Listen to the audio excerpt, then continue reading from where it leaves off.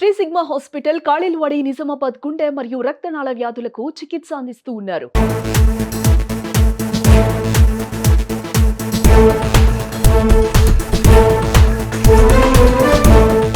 కామారెడ్డి జిల్లాలో 49 డివిజన్లలో తమ బలాలను చూపించుకోవడానికి నామినేషన్ పత్రాలను తీసుకొని కామారెడ్డి మున్సిపల్ ఆఫీస్కి చేరుకోవడం జరిగింది.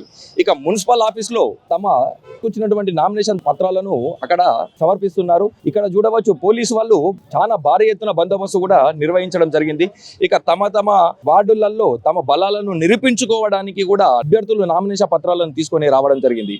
ఇక రేపటికి చివరి రోజు కావడంతో ఈ రోజు కామారెడ్డి మున్సిపల్ ఆఫీస్ భారీగా అభ్యర్థుల మట్టుకు ఇక్కడికి రావడం జరిగింది. తమ నామినేషన్ పత్రాలను కూడా తీసుకొని దాఖలు చేస్తున్నట్టు తెలుస్తుంది. ఇక దీనికి సంబంధించిన పూర్తి వివరాలు కూడా మరి కాసేపట్లో కూడా మనకు చెప్పడం జరుగుతుంది.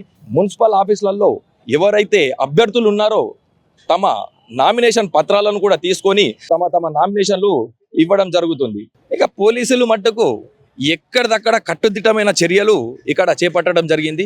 మనం చూసుకోవచ్చు కామారెడ్డి మున్సిపల్ ఆఫీస్లో మట్టుకు ఎక్కడిదక్కడ అభ్యర్థులు నామినేషన్ పత్రాలను తీసుకొని తమ నామినేషన్ దాఖలు కూడా చేస్తున్నట్టు తెలుస్తుంది. ఇక పోలీసులు కూడా కట్టుదిట్టమైన చర్యలు కూడా చేపట్టడం జరిగింది.